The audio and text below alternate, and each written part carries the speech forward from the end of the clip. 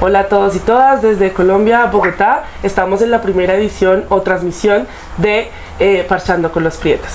Hoy en nuestra primera edición vamos a tener a un compañero que nos va a acompañar muy especial, que nos va a hablar de etnoeducación, uno de los principios panafricanistas que vamos a tratar más adelante.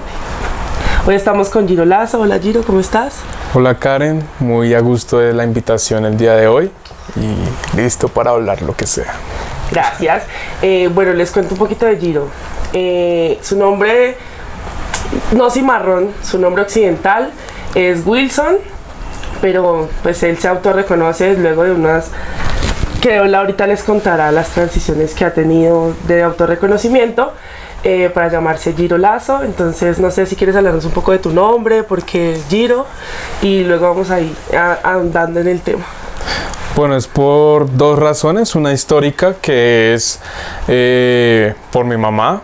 Digamos, mi mamá se llama Gira Lazo y Gira se lo puso mi abuela por un tango de Carlos Gardel.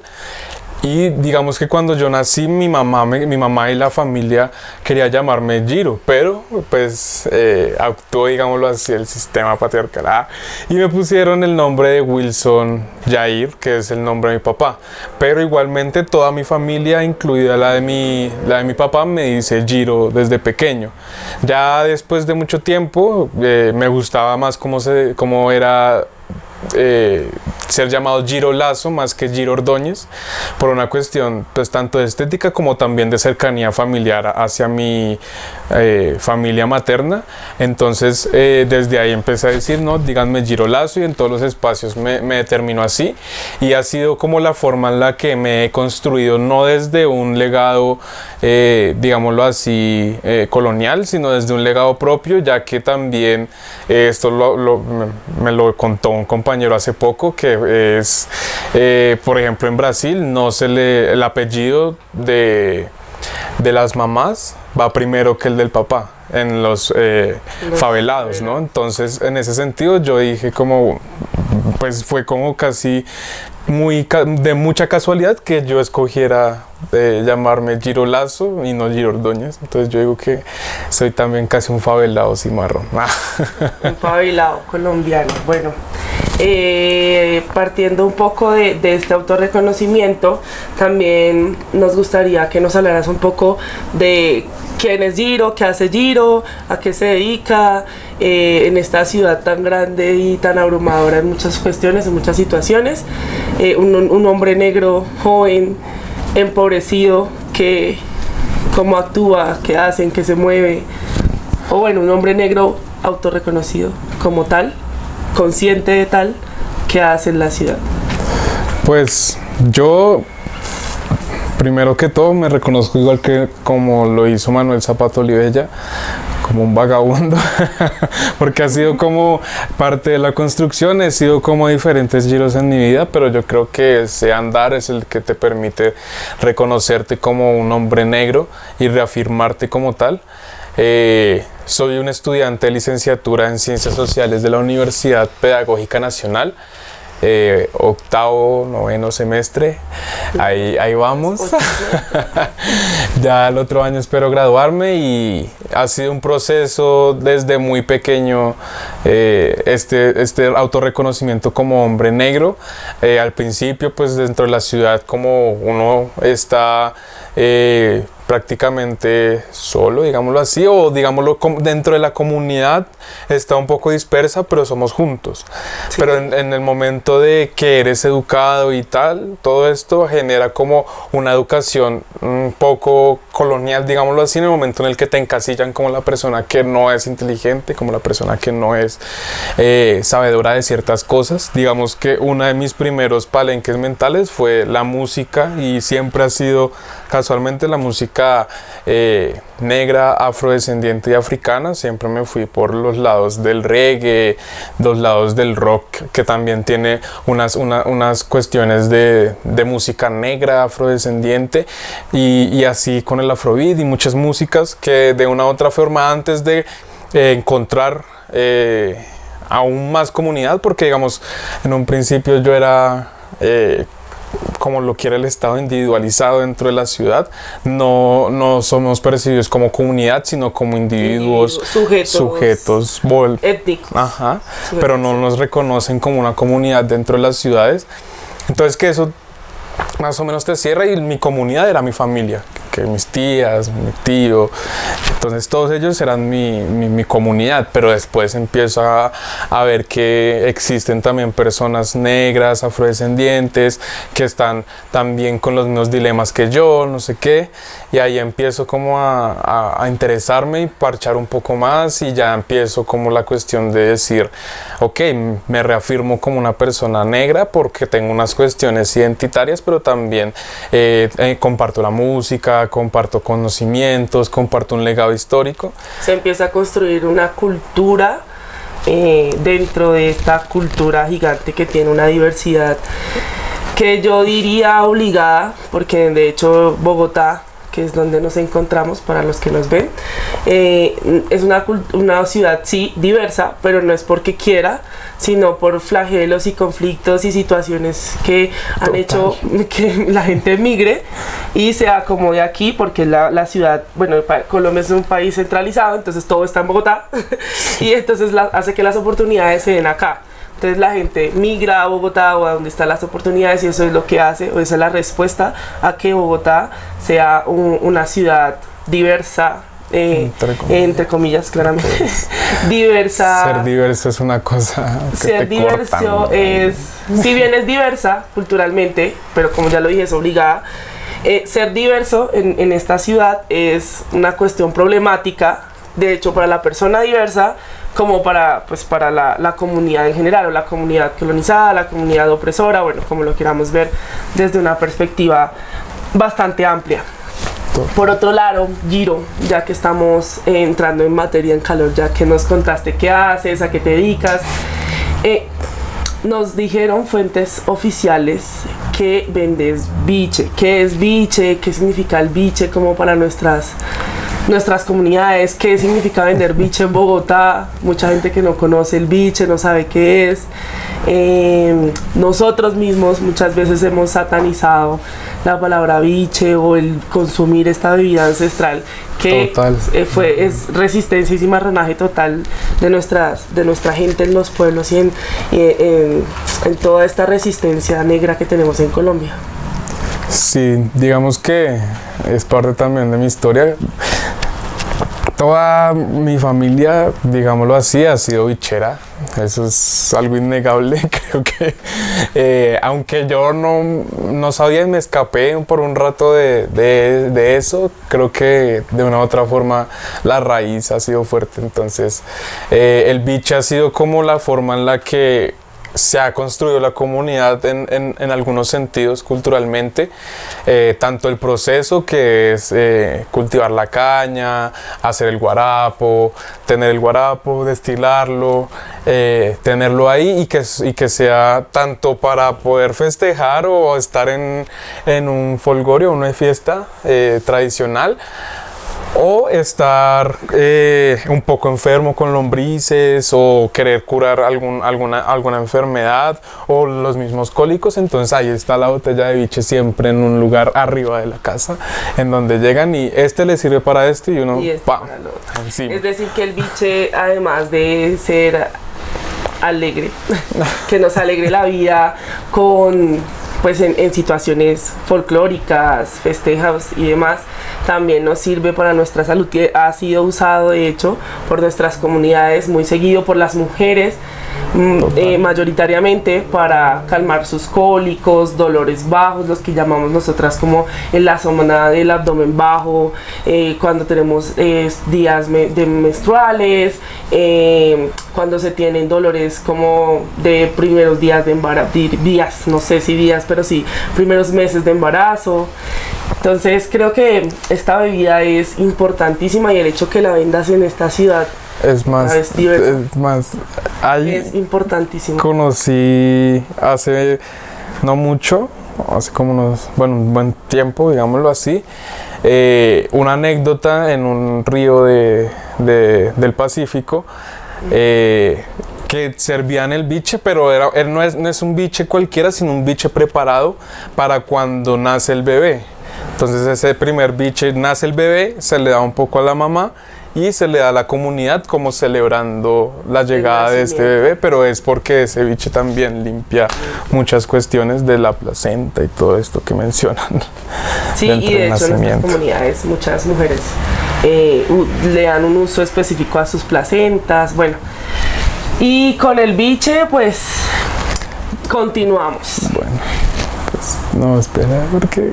¿Qué pasó? Me acordé también de la forma, porque de la pregunta que me hiciste, la forma de comercializarlo acá en Bogotá, digamos que es un poco compleja, porque digamos que de una u otra forma uno sí está satanizado en muchos sectores, entonces es como esta cosa me va a dejar ciego, pero no saben que el proceso es totalmente natural y es algo que tiene toda una ancestralidad encima y que tiene menos químicos que una botella de ron o whisky o todas esas que tienen un poco de químicos. O el mismo aguardiente, es similar su proceso. Epa.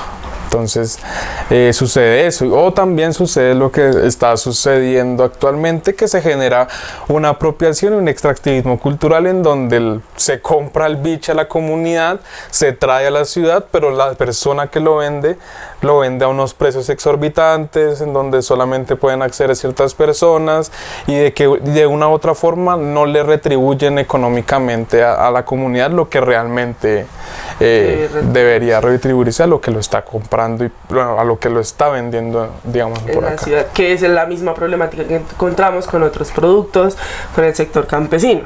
Epa. Que bueno, se les compra a unos precios muy bajos sus productos pues de la tierra, de la pesca u otras actividades artesanales. Se les compra a bajos precios y se traen a las ciudades a venderse casi a 5 veces lo que se les compró a ellos. Ahí así ellos deben asumir también sus transportes. Esas son problemáticas que luego en algunos otros programas podemos ir hablando, ir tocando, ir viendo cómo se aborda en Colombia, cómo lo vemos los jóvenes, que tenemos una visión bastante crítica respecto a eso.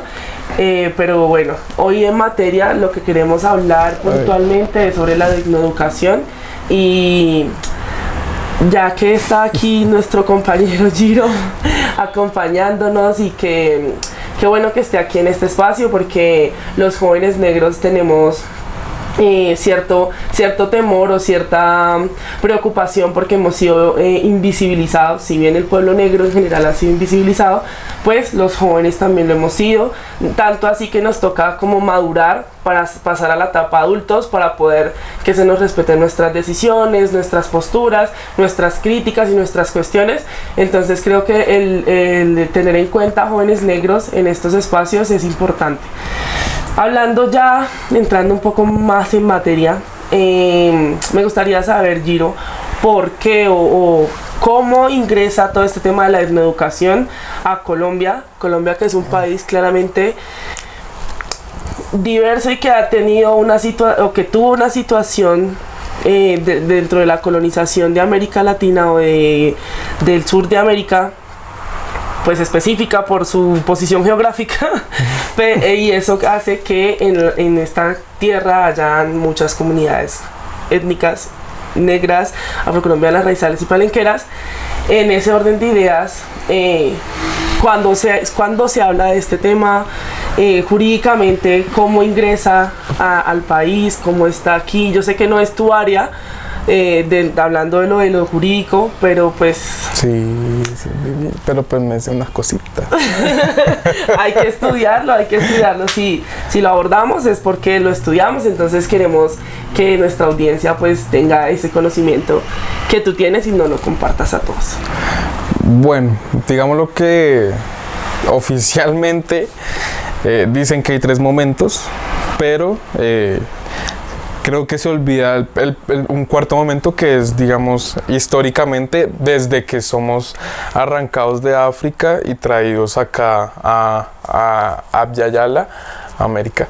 Y de una u otra forma, mientras nosotros íbamos en los barcos de la trata, mientras éramos deshumanizados en todo ese proceso, igualmente hubieron esos procesos de resistencia en donde tanto las madres o los padres o simplemente las personas que eran de la misma etnia que se encontraban por casualidad tenían unos procesos educativos intentando preservar toda esa línea identitaria y cultural que existía en esos países donde fueron arrancados. Por eso digamos que siempre hay una mezcla interesante en cuanto todo lo que actualmente queda en nuestra cultura, y eso se refleja en la gran diversidad que existe en las culturas afrodescendientes en Abya Yala, en la sexta región, preferiría a veces decirlo.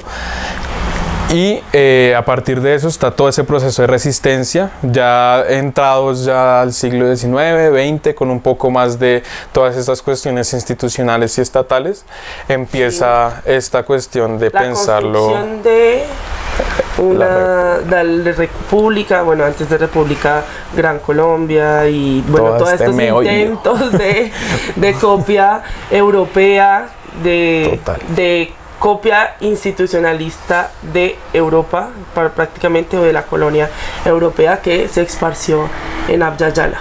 Total.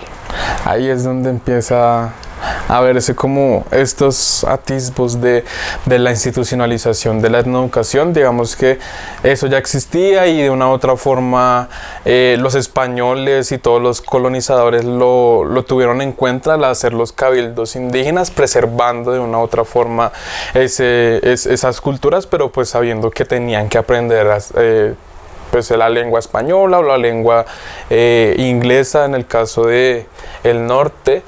Y todo esto, entonces digamos que ahí son unos primeros atisbos de esa etnoeducación, pero nunca se ha hablado dentro de esa historia de cómo lo venían viendo las comunidades negras esclavizadas.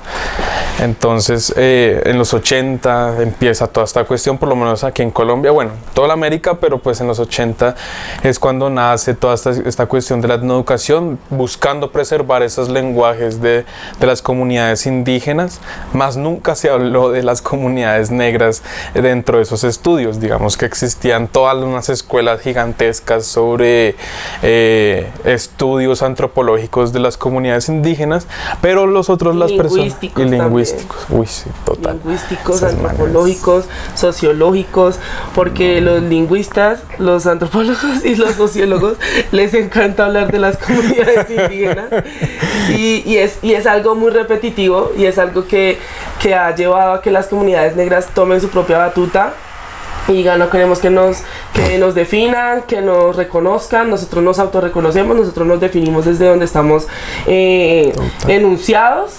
Y pues eso es en respuesta, creo que es para donde vamos, a toda esta discriminación, aislamiento, falta de investigación por parte de pronto de la institucionalidad educativa para avanzar respecto a este linaje o historia que tenemos como lingüística, hablándolo lingüísticamente, pero que lo lingüístico también es histórico.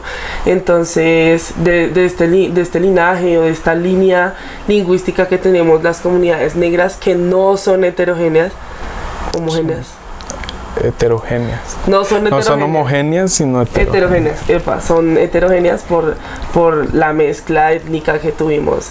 Entonces, continúa, que yo te corté la palabra. No, es que sí es por ahí, y es más, es en parte también esa resistencia negra, en el sentido en el que, como no fuimos institucionalizados y nunca nos vieron antes de los 90, nunca nos vieron como unas comunidades étnicas o que tuviéramos el valor de una cultura.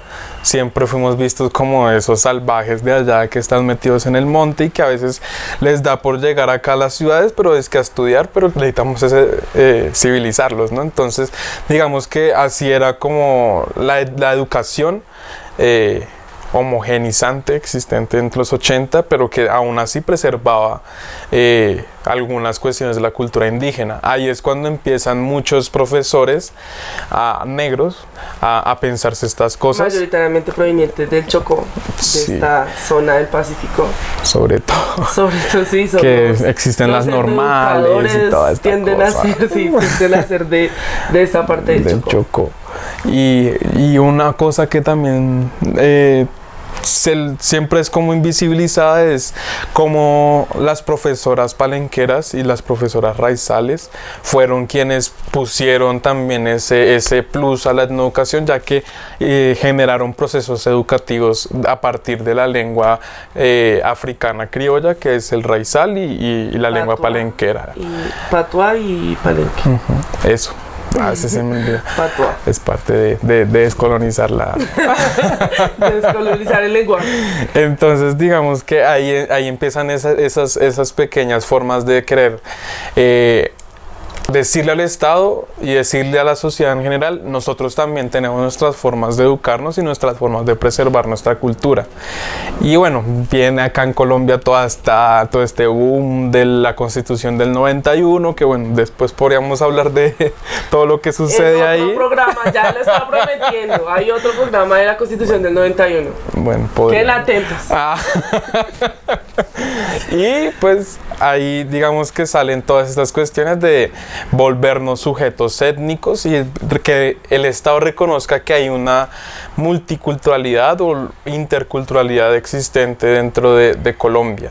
Y ahí empiezan a crearse la legislación para etnoeducadores, o bueno, la 804 del 95, y de ahí sale otra que es el 1122 del 98, que es la Cátedra de Estudios Afrocolombianos, pero hay una discusión ahí y yo prefiero decirle afrodescendientes porque pues no solo podemos hablar de la historia negra en Colombia, de porque hecho, es imposible, porque la trata transatlántica fue continental a otro continente, por lo tanto sería irreal, ilógico, invisibilizador hablar solamente de afrocolombianidad, y también teniendo las problemáticas fronterizas que tenemos en Colombia. En el Bajo Pacífico es muy fácil ir a Ecuador, creo que es más fácil ir a Ecuador que venir a Bogotá. Sí. En ese orden de ideas, las personas negras de Colombia se comunican muy frecuentemente con las personas negras de Ecuador. Entonces ahí hay una mezcla cultural que vuelve y se une y vuelve y sale y vuelve y entra. Hay un chiste. En ese orden de ideas es muy complicado hablar solamente de etnoeducación o educación afrocolombiana. Estoy totalmente de acuerdo. Me acordé de ese chiste que dicen en Tumaco cuando están jugando la Copa América y todo esto, que está jugando Ecuador y apenas vemos a un tumaqueño, le decimos: está jugando tu patria también, porque también sos de Ecuador. Sí. La mayoría de jugadores de la selección ecuatoriana son tumaqueños, de la parte baja del Pacífico colombiano. Bueno. Pero es que es muy largo esa cosa.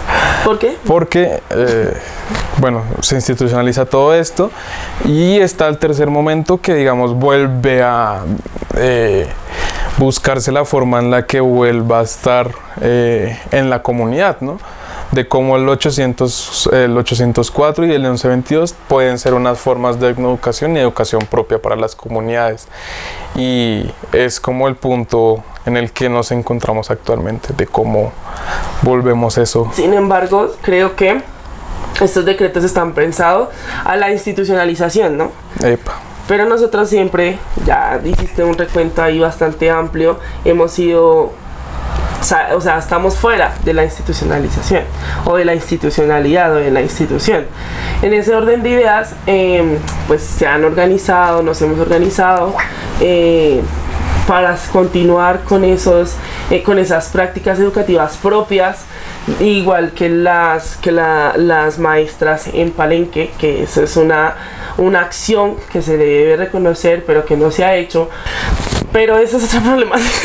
No, es que son muchas problemáticas, a decir verdad. Pero a lo que quiero llegar con esto es que se ha venido replicando esta situación de educación propia, de educarnos, además de por lo menos en la ciudad de Bogotá, que la mayoría o los que tenemos los privilegios de asistir a educaciones educativas de educación superior, como la universidad, los institutos, el SENA y demás instituciones, que nos permiten pues entrar a la universidad, pero que esto también es una contraproducente porque no hay una etnoeducación dentro de las instituciones. Es decir, tú estudias ciencias sociales y puedo estar segura que no ves materias, autores, nada acercado a comunidades negras, ni colombianas, ni africanas, ni de otras partes del mundo. Entonces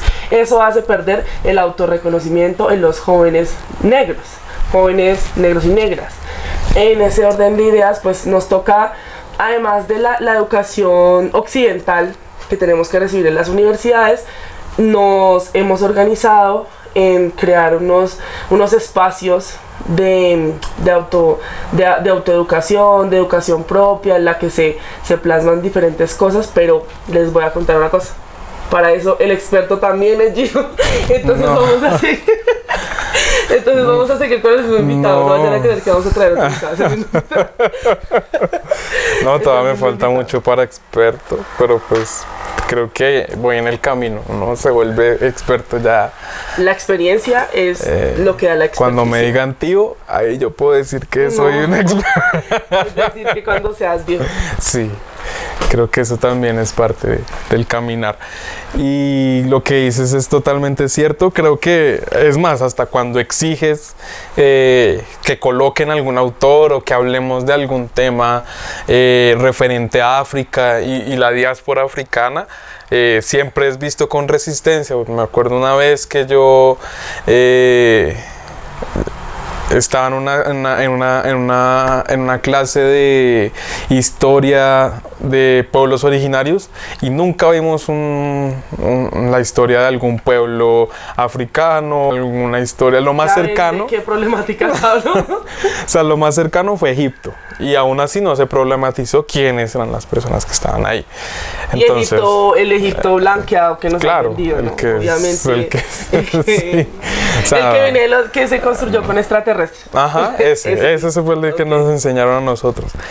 Entonces, pues, al momento en el que se ve esta problemática de que no encuentro ni siquiera en los que se supone que saben más que yo sobre estos temas y que le dicen a uno, no, mejor veámoslo después, o si quiere mándenme la bibliografía, uno se las envía y la mandan como a la basura porque uno va a revisar como buen pedagogo o como licenciado, uno vuelve y revisa los programas de los profesores y sigue siendo el mismo programa.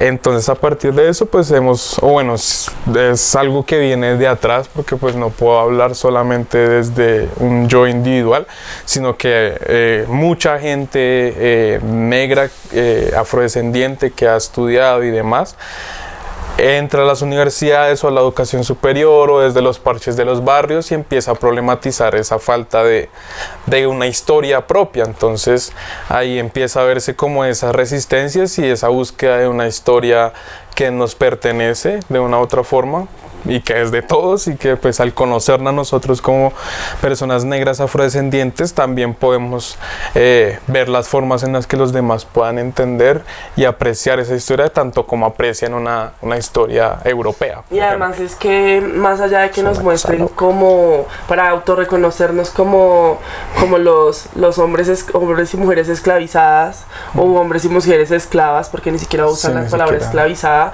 sino esclavas. Eso es lo único que nos dan. O sea, la idea es de subir de secundaria, por lo menos en la universidad, en la educación superior, podríamos dar un salto, no sé, histórico, que nos saque de esos eslabones horribles que atemorizaron y que deshumanizaron y que trajeron toda una unas circunstancias psicológicas, psiquiátricas, emocionales y físicas a nuestros pueblos, a nuestras comunidades, que, no sé, también que se muestre un poco el avance que se ha tenido, cómo se ha afrontado dicha situación en nuestras mismas comunidades, pero no, lo único que muestran es a hombres y mujeres esclavizadas, traídas del continente africano, bajo unos grilletes, haciendo unos bailes supuestamente haciendo alusión a burlas, que sí, muchos de nuestros bailes típicos tradicionales se dan en torno a las burlas de los bailes españoles, pero también tenemos bailes propios que se mezclaron dentro de esta diversidad étnica que se trae desde África. Ese es otro tema. Anoten todos los temas que ya hemos dicho. No los voy a repetir otra vez. Mentira, sí los voy a repetir. Pero cuéntanos entonces, ya hicimos la problemática, que es la falta de educación dentro de la institución. ¿Cómo hemos respondido a eso? ¿Cómo se ha respondido? ¿Qué se ha venido haciendo desde los jóvenes? ¿Qué has visto? ¿Qué has hecho para que esto se esté llevando a cabo, por lo menos no en la institucionalidad aún, quizá en algún momento se dé, pero qué se está haciendo para que más hombres y mujeres jóvenes negros en Bogotá sepan quiénes son, por qué son así, o que se empiecen que esos cuestionamientos que les hacen a su alrededor personas blancas desconocedoras de toda esta cultura homogénea, y que los hace cuestionarse y odiarse muchas veces, y que no se autorreconozcan o no se quieran autorreconocer como tal. ¿Qué se está haciendo? ¿En qué espacios estamos? ¿En qué espacios están? ¿Qué están haciendo? Como para que la gente sepa que nos estamos moviendo también desde los espacios juveniles y que esto puede crecer un poco más. Pues hay muchos espacios que los hacemos los jóvenes desde las artes y desde la cultura. Creo que hay demasiados, digámoslos así, parches en donde se hace el baile. Sí. Este es un parche, por ejemplo. Sí. Parche negro. Prieto, qué pena. Y existen los colectivos, digamos, hago parte de un colectivo distrital estudiantil que se llama Yembe Afram. Yembe del tambor y Afram de un río de Nigeria, y digamos que es como un llamado, es como ese llamado que siempre existe cuando estás como un poco desarticulado de tu historia, desarticulado de tu cultura, y es como que siempre hay un llamado porque de una u otra forma. En Bogotá, por ejemplo, en nuestra infancia no nos nombramos como nosotros mismos, sino nos nombran. Entonces, ay no, usted es el negro y usted tiene que saber hacer esto y esto y esto. Si usted no hace eso, usted no es negro. Pero entonces pasa todo un proceso en el que uno se da cuenta de que las formas en las que uno se define como persona negra pasan por una historia de vida y por un reconocimiento propio, más no de los otros. Que si bien son muchas de las que te encasillaban a las malas, pero que responden a unos significados específicos, ancestrales, culturales e históricos puntuales para que se identifiquen de esa forma o nos autorreconozcamos de esa forma. Sí, es que es un juego de doble vía, porque te estereotipan tu cultura, pero cuando reconoces tu cultura y reconoces todas las resistencias y todo lo poderoso que tiene por encima, te das cuenta que esa estereotipación es así de pequeña. Sí. Entonces, como la forma en la que te dicen tienes que abandonar eso porque eres un salvaje. Entonces, no, yo no soy un salvaje, sigo siendo una persona, un ser humano que construye comunidad y construye cultura. Desde aquí. Entonces está el colectivo Yembe Afram, donde hacemos diferentes actividades que puedan hacer que exista un malungaje, un abrazo negro, familia extensa, que no se pierda ese paisanaje que de una u otra forma es lo que nos mantiene como comunidad. Ese es un espacio, pero está un espacio que es mucho más amplio, que es el Círculo de Formación Política Arcabuco, se llama así, que también es parte como de ese legado ancestral o de las formas de resistencia. Por eso le colocamos Arcabuco, porque era una de las herramientas que utilizaban los palenqueros para defenderse de de los españoles o los colonizadores como tal. Y ahí aprendemos muchas cosas como bien sea la historia africana y de la diáspora, cómo llegamos aquí, cuáles fueron nuestras resistencias, etcétera. Las luchas que tenemos también en la forma en la que accedemos a la educación superior, porque es también en parte algo que no sucede mucho. Es más, este año salió ese estudio que 1 de cada 100 personas negras afrodescendientes ingresa a la educación superior. Entonces es una estadística muy preocupante. Entonces vemos la necesidad de generar espacios generar espacios como espacios comunitarios, como también lo son preuniversitarios étnicos y populares, en donde intentamos de una u otra forma reunir a la mayor población o mayor comunidad negra en Bogotá y en diferentes partes del país para poder aumentar esas posibilidades de ingresar a la educación superior. Y creo que y no solamente que ingresen a la educación superior, sino que también haya un reconocimiento étnico y histórico del ser negro, afrodescendiente.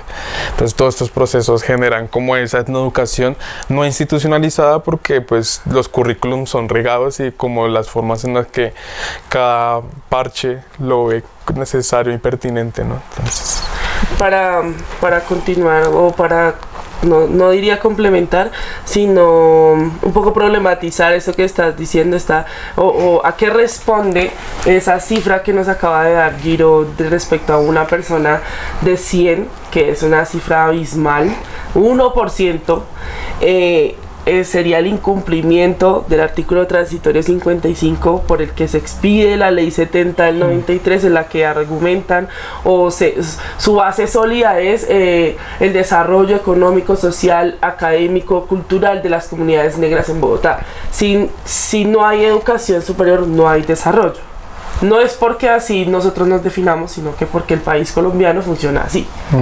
Entonces creo que hay un incumplimiento, y eso lo vamos a hablar ahorita de los nuevos retos que se vienen con situaciones político-electorales que sucedieron en Colombia, que han sido tendencia en el país y que han sido en el mundo por varias circunstancias. Pero quiero cerrar, ya hablamos de nuestro triunfo político-electoral, pero quiero cerrar con lo que estabas diciendo respecto a los círculos de formación. Yo hice parte de estos círculos de formación, y claramente encontramos que las prácticas que se llevan a cabo en estos círculos de formación, en esos espacios académicos no gubernamentales, no institucionales o populares, como los llamamos nosotros, negros, no responden a estos temas academicistas, no responden a estos temas. Claro, hay un reconocimiento de autores bibliográficos, hay un reconocimiento pero es más un reconocimiento que una base estructurada desde la academia eurocéntrica europea, en la que si no estás sentado de una manera, no tienes un pupitre, no estás en una situación encasillante o enmarcada en un lugar y en un sitio específico. No, es un poco más desde nuestras formas de comunicación, más hablado, más escrito, porque no solamente somos orales, también escribimos. Por favor, anótenlo también. No solo, por favor. Sí. No solo hablamos. Entonces se dan estas situaciones, ¿sí? Claramente hay unos espacios de lecturas, de un poco más robustas, pero pues porque así se requiere, ¿no? El hecho de salir de toda esta academia y de toda esta carreta que nos ha metido colonial, pues descolonizarlo y decolonizarlo es un estudio arduo y que requiere de una rigurosidad y doloroso, pero no es academicista. No estamos en un pupitre sentados con un cuaderno anotando lo que está diciendo Giro, lo que está diciendo el ponente o lo que está diciendo el profesor, el docente. Escríbanos en los comentarios cómo se les dice al educador en su país, para que estemos aquí como atendiendo, sino es un poco más dialogado, un poco más aconsejado, un poco más de círculo de formación. Por lo general es en un círculo de palabra en el que exponemos cómo nos pareció la lectura, qué pasó con la lectura, y sí hay una persona como direccionando el espacio, pero no es como el académico que está allá arriba inalcanzable, que nunca lo... Sí, en un pedestal que no, intocable, en un cuadrado ahí que no, intocable pues, no, es más conversado y por ahí es la cosa. Sí, ahí vamos. Y otro ejercicio que también se me olvidaba, porque es que la educación o la educación propia negra, afrodescendiente, es tan amplia y necesita tantas cosas que, digamos, es un logro también. Bueno, se está discutiendo la forma de legislar una ley de etnoeducadores, que también ahí entraría una forma de poder abordar un poco más lo que es la etnoeducación y darle un carácter mucho más importante dentro de lo institucional, pero pues está también otro ejercicio dentro de esa recopilación. ¿De qué es etnoeducadores y de paz? ¿Y de paz? Sí. Ah, bueno, no sabía el I. La paz. ¿Y de paz? Ah. ¿Y qué? Bueno, dentro de esa recopilación bibliográfica de la que dices, también nace este espacio, un espacio que se llama Centro de Documentación Negra Arcabuco, en donde intentamos tener la posibilidad de traer libros que tengan autores y autoras de África y de la diáspora, que hablen de nosotros, de nuestras problemáticas en cada uno de los territorios en los que podamos estar, y que eso también sea una excusa de investigación para las personas que están en la educación superior, y no sea solamente seguir investigando de estas personas desde la visión europea, sino entonces buscamos una raíz africana o de la diáspora a partir de eso, que es supremamente difícil por las cuestiones del racismo estructural y colonial, pero que haciendo el esfuerzo y la búsqueda se han encontrado varios libros y demás. Estamos ahí poco a poco recopilando y recolectando bibliografía. Bueno, esa iniciativa es muy importante para nuestras comunidades. Además, que asumo que si se llama Centro de Documentación y no biblioteca, es porque reposan diferentes tipos de bibliografías o de material bibliográfico. Claro, porque pues como nosotros no solo somos orales, sí, como también dices, escribimos, hacemos música, hacemos películas, o sea, también dentro de la cultura negra hay una explosión de arte y de una expresión libertaria que yo creo que merecemos que sean las herramientas para nosotros, los etnoeducadores. Deben ser nuestras herramientas. Deben ser las herramientas. Bueno, Giro, además de eso, ya hablamos bastante de esto y les prometí, lo prometí es deuda, que vamos a hablar del triunfo político electoral que tuvimos el pasado 19 de mayo en Colombia, tras ganar las elecciones a la presidencia y vicepresidencia, donde la vicepresidenta colombiana es una mujer negra, empobrecida, víctima del conflicto armado, abogada y un montón de cosas que ustedes seguramente ya han escuchado en diferentes tipos de canales de comunicación, pero ahorita vamos a ver, es una visión juvenil de qué significó esto, porque creo y es una lectura bastante importante y crítica, que los jóvenes nos involucramos con esta campaña, los jóvenes tuvimos que ver con esta campaña. De hecho, entraron en discordia o en discusiones muchas plataformas que antes en la política tradicional colombiana no se daban, como hacer campaña por TikTok, que es algo que solo se le ocurre a los jóvenes, que para muchos pierde seriedad, pero que entonces es respuesta a que los jóvenes somos quienes estamos en estos espacios ya, o sea, hay un delego generacional que se viene dando y que son unas nuevas prácticas y formas de mostrar críticas, hacer saber, porque ya entendemos que aparte del canal Afro, los canales tradicionales colombianos no responden a las necesidades televisivas, informativas que necesita el país, y ni siquiera responde a una necesidad de la ciudad, mucho menos va a responder a las necesidades rurales de las comunidades en la ruralidad. Entonces creo que este medio, además de ser de entretenimiento y de pronto de desdibujar muchas cosas de la realidad y la cotidianidad, también es un escenario y un espacio para mostrar todo eso que no se ve en los medios oficiales.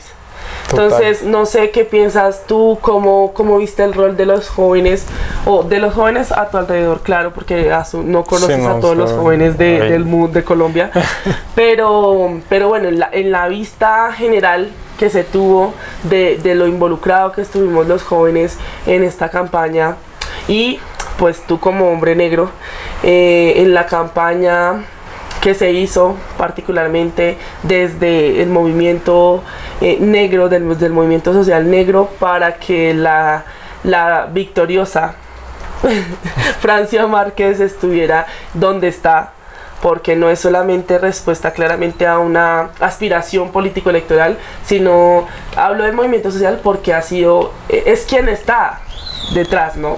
Es el movimiento popular quien está detrás de toda esta campaña. Entonces, ¿cuál es la vista juvenil negra que tienes respecto a esto?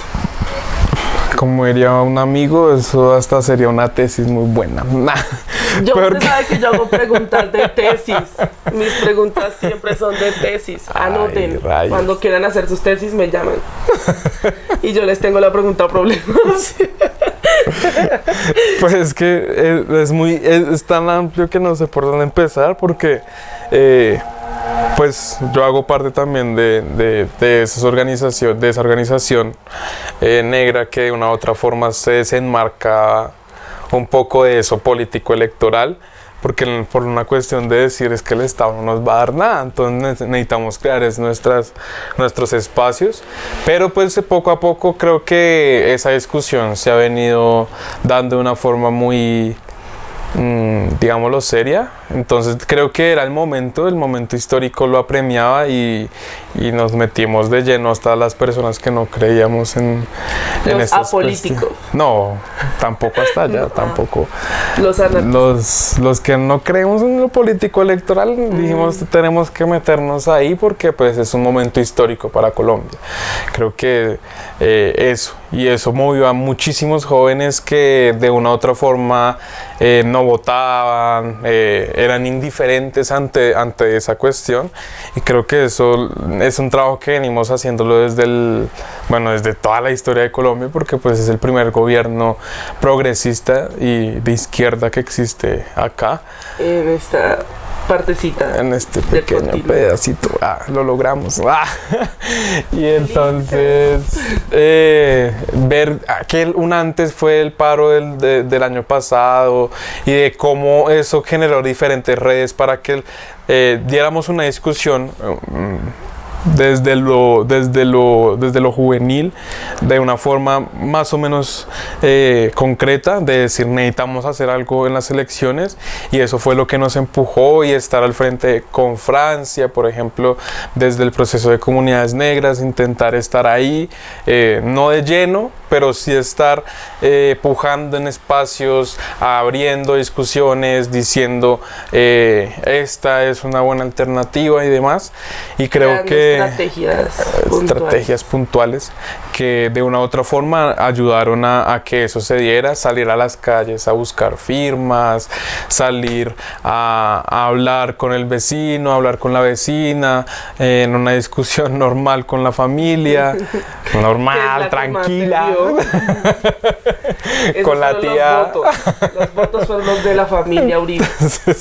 Entonces hacer esas discusiones desde nosotros los jóvenes creo que fue algo genial y de una u otra forma nos abre como un espectro muy amplio a entender lo político electoral, sí, pero también lo político en la amplitud del tema, porque pues ahora no es solamente haber ganado las elecciones, sino cómo nosotros jóvenes desde las bases podemos hacer que esto pueda hacer un cambio real hacia el país, ¿no? Entonces, haber participado como jóvenes en muchas cosas, hasta en programas de radio, no, radio comunitaria, uno ahí hablando de las propuestas de Francia, o en conversatorios como en la Universidad Pedagógica Nacional o en la Nacional, estar pujando esa agenda. Fue algo que de una u otra forma nos dio un poco más de madurez al movimiento social juvenil y creo que por Francia también al movimiento social juvenil negro. Creo que eso fue importante.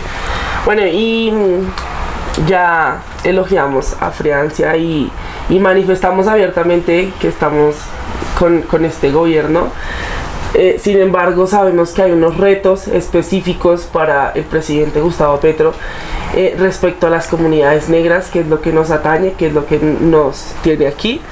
Entonces, ¿cuáles son los retos que tú identificas que se tienen partiendo, solo enmarcándolo en la educación, que se tienen para este periodo de 4 años para la educación, para que queden bases sólidas y estructurales en todo el país? Pues eso también hace parte de algo que creo que siempre ha sido una lucha nuestra, es una reparación histórica desde lo educativo o etnoeducativo, en el sentido en el que hablamos de poder generar muchas más oportunidades, por ejemplo en el Pacífico, en los lugares donde se encuentran las comunidades negras afrocolombianas o afrodescendientes, en donde pues simplemente hay como 3 universidades y muy poca atención hacia esas particularidades, el recurso para poder mantener por lo menos a las escuelas dentro de los ríos, dentro de las comunidades y los pueblos negros o las comunidades negras. Es un reto poder inyectar algún recurso y también la pertinencia hacia esos currículums que se crean desde lo educativo afrodescendiente. Creo que es una de las deudas más grandes que existen, no tener aún algo oficial, digámoslo así, algo estatal que diga el currículum afro de la Cátedra de Estudios Afrocolombianos desde la educación es este. Siempre hay lineamientos sueltos, nunca hay una cuestión de decir esto nos funciona en cada uno de los territorios, o estas son unas primeras formas de que funcionen los territorios. Creo que ese es un reto, y otro de los retos, estrategias territoriales, es muy importante, que por lo menos en unos encuentros con los profesores etnoeducadores de cada uno de los ríos, creo que también es una deuda.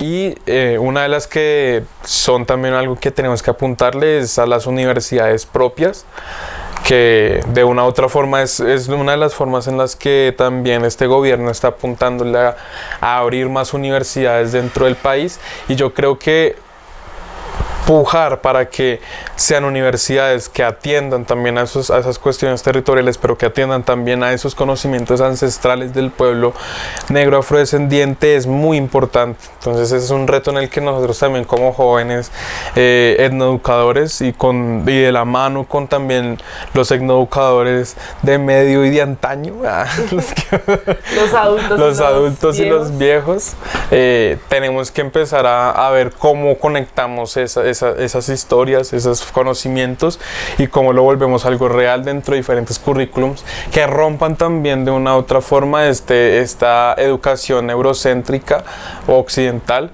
que simplemente siempre son carreras que se tienen que enfocar, digamos, medio ambiente, una carrera de medio ambiente que solamente se enfoque en una cuestión, cómo se conecta lo rural con lo urbano y no al contrario. Creo que es una forma de poder descolonizar esos currículums y permitir unas nuevas formas de ver el mundo. Es un buen paso, es un reto que creo que por lo menos hay que dejar un buen piso en este gobierno. Un piso sólido. Y el acceso, porque digamos, es que son tantas problemáticas, porque también dentro de la educación entra esta cuestión de la que hablábamos de 1 de cada 100 entraba a la superior, y esto no responde a lo que acá le llamamos acciones afirmativas o acciones reparativas hacia las poblaciones vulnerables, ¿no? Entonces yo creo que hay que mirar muy bien con lupa qué es lo que están haciendo las instituciones para que esas acciones afirmativas se estén llevando a cabo, si verdaderamente hay unas estadísticas de cuántas personas ingresan, si verdaderamente hay una pertinencia en los currículums que existen dentro de... ¿Qué? No, pues no hay, pero necesitamos que esté la estadística de que esto no está, que es lo que sucede a una auditoría. Algo que permita fortalecer esa pertinencia y esa reparación hacia el conocimiento de nosotros, tanto de África como de la diáspora. La forma en la que se sostienen los estudiantes y las estudiantas negras y negros en la universidad, porque pues muchas veces, como esta cuestión de dependencia que mencionábamos al principio, de que siempre nos toca venir a Bogotá para poder educarnos, o a los centros de Medellín, Popayán. Entonces ver cómo estas personas se están manteniendo y cuáles son sus niveles sus condiciones de vida, porque pues eso también hace que muchas personas, claro, tú tienes tu pan coger todos los días, solamente tienes que subirte a un palo de mango si tienes tu hambre, pero acá no hay un palo de mango y te toca estar comprando un poco de cosas, el Estado no te da el suficiente recurso porque a veces te mandan por la falta de universidades a una universidad privada en donde ¿cuál posibilidad tienes de pagar con esos ingresos? Son costosos los productos que venden en estas universidades, y si no tienes el recurso pues no las puedes comprar, entonces siempre vives con hambre, y estudiar con hambre no es muy gratificante, tampoco se aprende mucho, entonces sí, son retos grandes, súper importantes, fuertes. Y es cómo se permanece. Claro, a nivel general también se dan esas discusiones, pero no se habla del carácter étnico, que es también es una de las formas también de deserción que creo que en las estadísticas debe aparecer, y cuántas personas se gradúan y si esas personas tienen el acceso a un campo laboral digno. Que porque es la otra discusión. Pero eso ya no es de educación. No. Eso ya para otra cosa. Pero pues también, pero también es importante que desde ahí se empiece a ver cómo estas personas que tienen estas cualidades puedan acceder a un empleo con dignidad. Porque no quiere decir que tampoco los que no tengan educación, pero pues es necesario que también haya unas garantías para todo trabajo existente. Creo que es eso. Bueno, y culminando con estos retos tan grandes que tiene nuestra vicepresidenta y nuestro presidente, que si bien nuestra vicepresidenta es una mujer negra de proceso, pero quien toma las decisiones es el presidente de la República. En ese orden de ideas, el reto real para que quede plasmado dentro del ordenamiento jurídico e institucional es del presidente y del Congreso de la República. Entonces es una tarea bastante legislativa y administrativa que tiene Colombia en este momento con las comunidades negras, afrodescendientes, raizales, palenqueras claramente. Cerramos nuestro primer capítulo, espero les haya gustado, espero hayan disfrutado nuestra conversa. Ya viendo el video recordarán que vienen nuevos temas, nuevos invitados, estaremos por aquí viendo diferentes cosas, cómo se están moviendo los jóvenes en diferentes temas, en diferentes cuestiones, y hasta una próxima edición, hasta un próximo capítulo. Gracias a todos. Giro, muchas gracias por venir. No, a ustedes por la invitación. Bueno, espero volver. Sí, ya él dijo que iba a volver para otro tema. Entonces por acá nos veremos nuevamente y hasta luego, que estén bien desde Colombia y Bogotá. Chao.